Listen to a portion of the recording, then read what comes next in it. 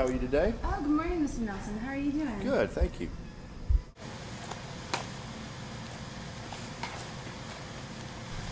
The Host?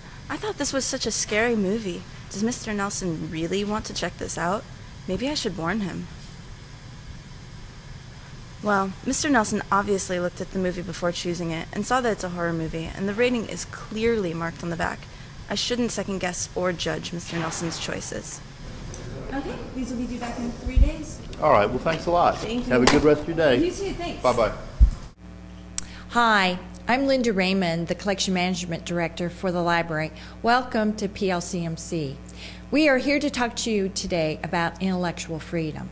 Intellectual freedom is an important topic that should be discussed when you start working at the library, because no matter what your job title, you will be confronted with situations related to intellectual freedom. Libraries are unique in that they see intellectual freedom as part of their mission to the community. Intellectual freedom is the right of every individual to seek and receive information from all points of view without restriction. It provides for free access to all expressions of ideas through which any and all sides of a question, cause, or movement may be explored. Part of the library's obligation to our patrons is to have a neutral standpoint on materials and information by presenting all points of view on current and historical issues. Library staff supports this obligation by remaining neutral when speaking with patrons and not expressing personal preferences or beliefs. The presence of materials in a library collection does not imply endorsement of the ideas expressed in those materials.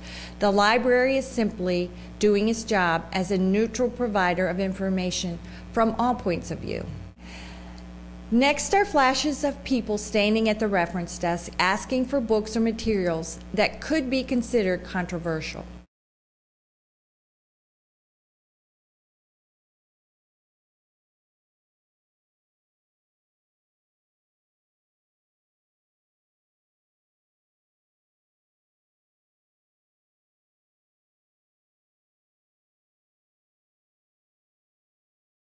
Even though you may not agree with someone's material selections or requests for information based on your own personal beliefs, it is our job as employees of the library to provide the community with equal access to all kinds of information. In fact, we believe in it so much, it's in our mission statement and core values. Our mission is the Public Library of Charlotte and Mecklenburg County is expanding minds, empowering individuals, enriching our community. One of the library's core values is the freedom to know. As stated on our website, we provide free and equal access to library resources and facilities. We support the open exchange of information and of ideas that represent multiple points of view. We value the benefits of diversity. Our employees handle requests for information in a manner that protects and respects every user's right to know and right to read. Intellectual freedom encompasses the freedom to hold, receive, and disseminate ideas. Censorship is the suppression of ideas and information that certain persons, individuals, groups, or government officials find objectionable or dangerous. Jo works in the children's department of the library. She loves shelving the picture books and enjoys helping parents and children find books. Today, while shelving picture books, she comes across a book that concerns her.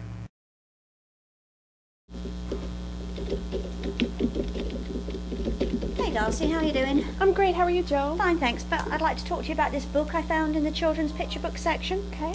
I've noticed that when children are looking at it, they look confused.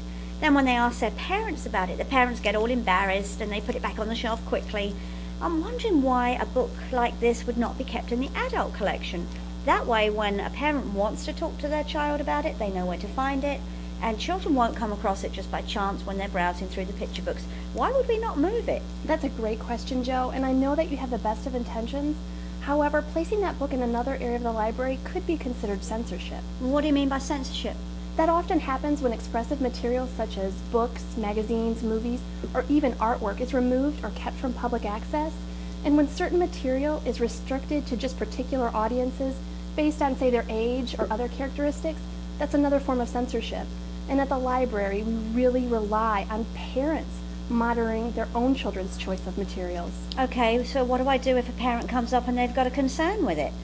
I would have you express to them that as a library, we feel the need to have many different points of view for all of our patrons. But if they still feel strongly, I would give them a statement of concern form. Statement of concern form is what? It's for patrons who wish to give a formal statement about the presence or appropriateness of certain materials that we have here in the library.